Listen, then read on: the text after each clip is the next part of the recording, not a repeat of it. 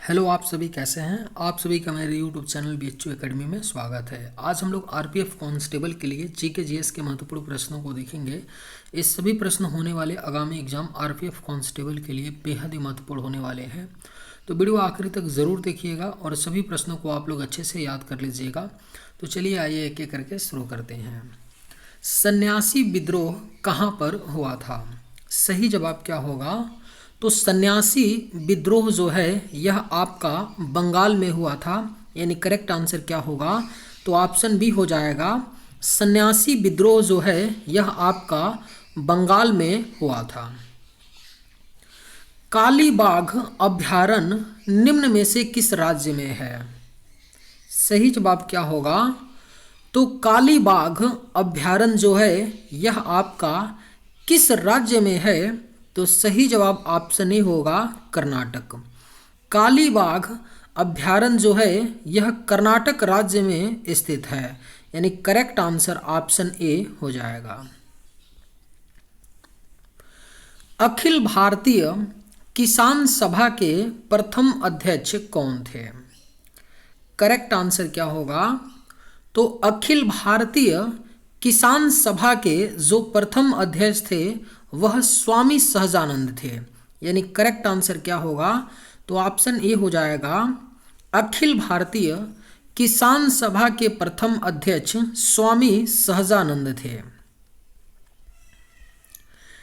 Indian telephone industries कहाँ स्थित है? राइट आंसर क्या होगा? तो इंडियन टेलीफोन इंडस्ट्रीज जो है यह आपका बेंगलुरु में स्थित है, यानी राइट आंसर क्या होगा? ऑप्शन ए हो जाएगा। इंडियन टेलीफोन इंडस्ट्रीज बेंगलुरु में स्थित है। कोचीन का जुड़वा नगर कहलाता है। आपके ऑप्शंस हैं कोच्चि, एर्नाकुलम, विशाखापट्टनम, इनमें से कोई नहीं। सही जवाब क्या होगा? तो कोचीन का जुड़वा नगर कहलाता है। राइट आंसर क्या होगा? तो ऑप्शन बी होगा, एर्नाकुलम। कोचीन का जुड़वा नगर एर्नाकुलम कहलाता है, यानी राइट आंसर ऑप्शन बी हो जाएगा। मोहम्मद गौरी को 1191 में किस शासक ने हराया था? बेहद ही महत्वपूर्ण प्रश्न है। मोहम्मद गौरी को 1191 में किस शासक ने हराया था? तो सही जवाब ऑप्शन ए होगा, चौहान। पूरा नाम क्या था? तो पृथ्वीराज चौहान ने 1191 ईस्वी में मोहम्मद गौरी को हराया था। और किस युद्ध में हराया था? तो तराइन के प्रथम युद्ध में। तराइन के प्रथम युद्ध में मोहम्मद गौरी को पृथ्वीराज चौहान ने हराया था। तो इसे भी याद रखिएगा कि किस युद्ध में? तो तराइन के प्रथम युद्ध में 1191 ईस्वी में मोहम्मद गौरी को पृथ्वीराज चौहान ने हराया था। निम्न में से किस नदी का उद्गम स्थल राकस झील है? सही जवाब क्या होगा? तो निम्न में से किस नदी का उद्गम स्थल जो है यह राकस झील है? तो करेक्ट आंसर ऑप्शन डी होगा, सतलुज। सतलुज नदी का जो उद्गम स्थल है वह राकस झील है, यानी राइट आंसर क्या होगा? तो ऑप्शन डी हो जाएगा। जयप्रकाश नारायण को किसकी उपाधि दी गई थी? अगर आप लोगों को ये वीडियो पसंद आए तो एक लाइक ज़रूर कीजिएगा, और अगर आप इस चैनल पर नए होंगे तो सब्सक्राइब भी कर लीजिएगा। जयप्रकाश नारायण को किसकी उपाधि दी गई थी? सही जवाब क्या होगा? तो ऑप्शन बी हो जाएगा, लोकनायक। जयप्रकाश नारायण को लोकनायक की उपाधि दी गई थी, यानी सही जवाब ऑप्शन बी होगा। अग्नि नीरजा रोग किससे संबंधित है? बेहद ही महत्वपूर्ण प्रश्न है, स्टार मार्क कर लीजिए, पूछा जा सकता है। अग्नि नीरजा रोग जो है यह किससे संबंधित है? तो करेक्ट आंसर ऑप्शन ए होगा, सेब। सेब से संबंधित है। सेब में एक होने वाली यह बीमारी है अग्नि नीरजा रोग, यानी राइट आंसर क्या होगा? तो ऑप्शन ई हो जाएगा, अग्नि निर्जा रोग का जो संबंध है वह सेब से है। श्वेत कोयला किसे कहा जाता है? करेक्ट आंसर क्या होगा? तो श्वेत कोयला जो है कहा जाता है जल विद्युत को, यानी राइट आंसर क्या होगा? तो ऑप्शन सी हो जाएगा, श्वेत कोयला जल विद्युत को कहा जाता है। पौधों में फ्लोएम किसके लिए उत्तरदायी होता है? बेहद ही महत्वपूर्ण प्रश्न है। पौधों में फ्लोएम जो है यह किसके लिए उत्तरदायी होता है? तो करेक्ट आंसर ऑप्शन बी होगा, आहार वहन। पौधों में जो फ्लोएम होता है वह आहार वहन के लिए उत्तरदायी होता है, यानी सही जवाब ऑप्शन बी होगा। कथा सरित सागर पुस्तक के रचयिता कौन है? आपके ऑप्शंस हैं अरुंधति राय, महादेवी वर्मा, शकुंतला देवी, सोमदेव। सही जवाब क्या होगा? तो कथा सरित सागर पुस्तक के जो रचयिता हैं वह सोमदेव हैं, यानी राइट आंसर क्या होगा? तो ऑप्शन डी हो जाएगा, कथा सरित सागर पुस्तक के रचयिता सोमदेव हैं। पर्यावरण के अध्ययन को क्या कहा जाता है? सही जवाब क्या होगा? तो पर्यावरण के अध्ययन को इकोलॉजी कहा जाता है, यानी सही जवाब ऑप्शन बी हो जाएगा, पर्यावरण के अध्ययन को इकोलॉजी कहा जाता है। निम्न में से किस राज्य में खेतड़ी कापर बेल्ट स्थित है? करेक्ट आंसर क्या होगा? तो निम्न में से किस राज्य में खेतड़ी कापर बेल्ट स्थित है? तो करेक्ट आंसर ऑप्शन सी होगा, राजस्थान। राजस्थान राज्य में खेतड़ी कापर बेल्ट स्थित है, यानी राइट आंसर क्या होगा? तो ऑप्शन सी हो जाएगा। दिल्ली का दूसरा शहर सीरी किसके द्वारा बनवाया गया? बेहद ही महत्वपूर्ण प्रश्न है। जो दिल्ली का दूसरा शहर सीरी था उसको किसके द्वारा बनवाया गया? तो करेक्ट आंसर ऑप्शन ए होगा, अलाउद्दीन खिलजी। अलाउद्दीन खिलजी ने दिल्ली का दूसरा शहर सीरी बनवाया था, यानी राइट आंसर ऑप्शन ए हो जाएगा। ओंग और टेल किसकी सहायक नदियां हैं? आपके ऑप्शंस हैं गंगा, कृष्णा, कावेरी, महानदी।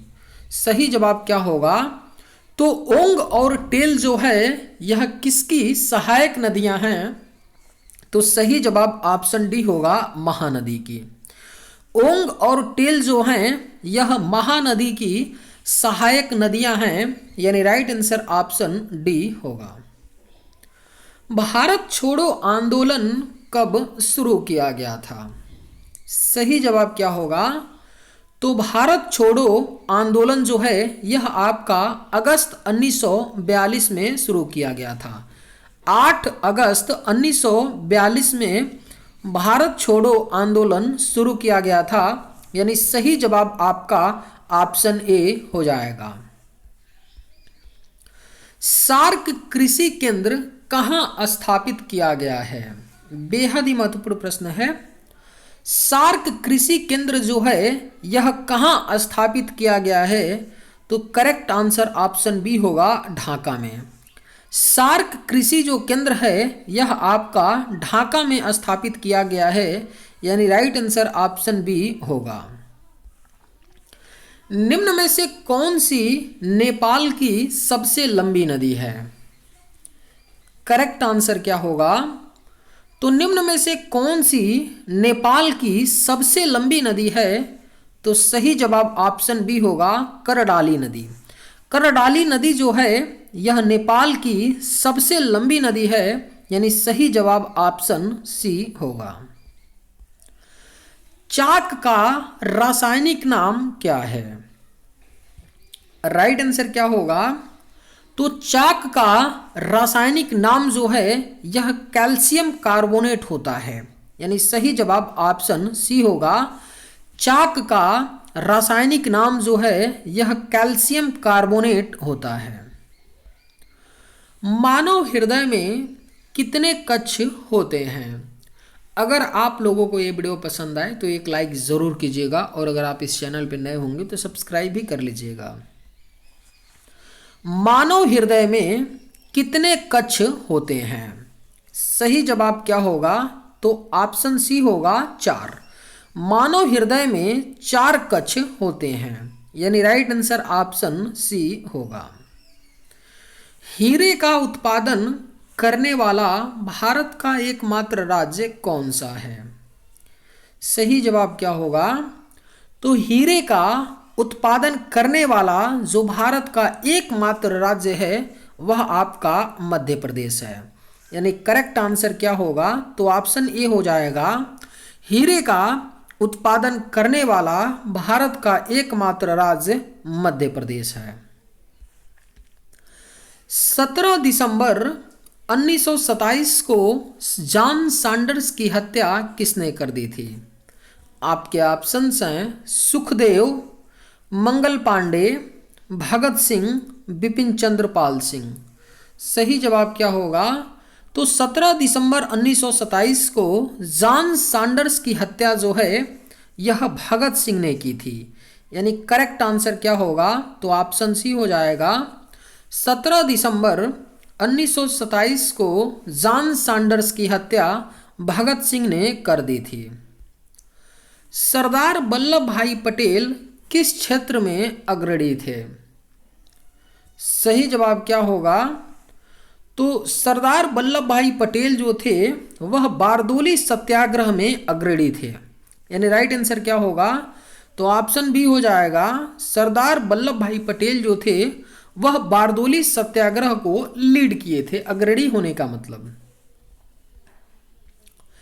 किस विटामिन की कमी के कारण रतौंधी होता है? बेहद ही महत्वपूर्ण प्रश्न है, स्टार मार्क कर लीजिए।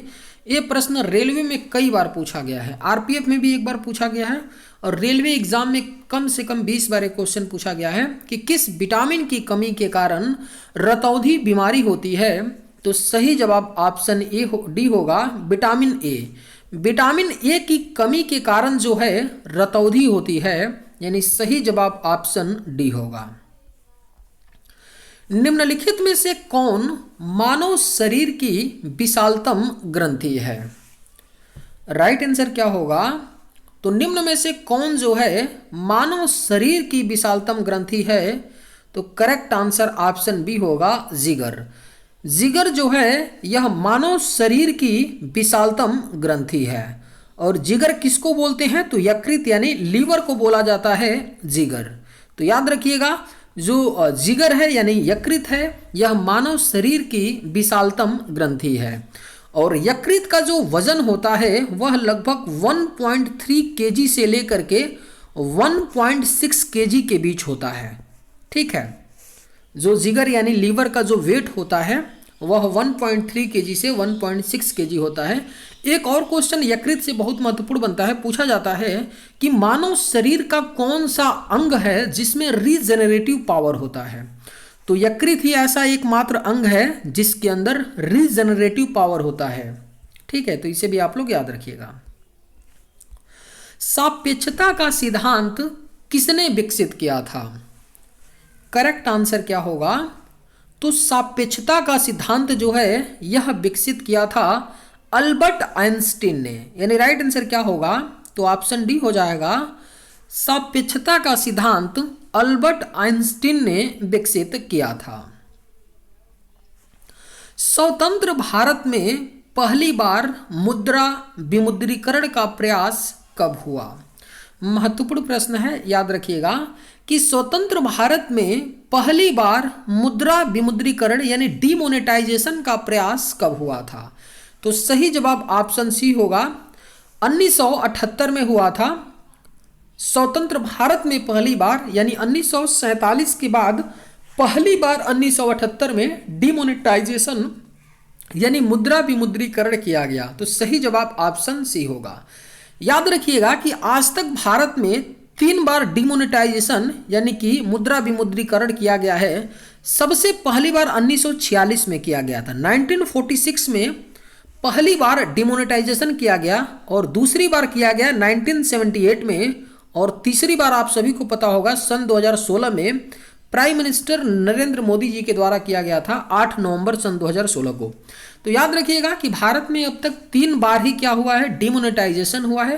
पहली बार 1946 में, दूसरी बार 1978 में और तीसरी बार सन 2016 में। गांधी जी ने रविंद्रनाथ टैगोर को प्रेम से क्या उपाधि दी? आपके ऑप्शंस हैं कविराज, बापू, संत, गुरुदेव। सही जवाब क्या होगा? तो गांधी जी ने रविंद्रनाथ टैगोर को प्रेम से गुरुदेव की उपाधि दी, यानी करेक्ट आंसर क्या होगा? तो ऑप्शन डी हो जाएगा। कौन से वंश ने भारत के दक्षिण पर शासन नहीं किया? राइट आंसर क्या होगा? तो कौन से वंश ने भारत के दक्षिण पर शासन नहीं किया? तो सही जवाब ऑप्शन डी होगा, राजपूत। राजपूत वंश भारत के दक्षिण पर शासन नहीं किया, यानी सही जवाब ऑप्शन डी होगा। चेर, पांड्य, चोल ये तीनों वंश दक्षिण पर शासन किए थे। कजाकिस्तान की मुद्रा निम्न में से कौन सी है? इस प्रश्न का सही जवाब क्या होगा? आप लोग मुझे कमेंट करके बताइएगा कि कजाकिस्तान की जो मुद्रा है उसका क्या नाम है। ऑप्शंस हैं फ्रैंक, लोटी, शेकेल, तेंगे। सही जवाब क्या होगा? आप लोग कमेंट करके ज़रूर बताइएगा। चलिए आज के वीडियो में बस इतना ही। अगर आप लोगों को ये वीडियो पसंद आए तो एक लाइक ज़रूर कीजिएगा। थैंक्स।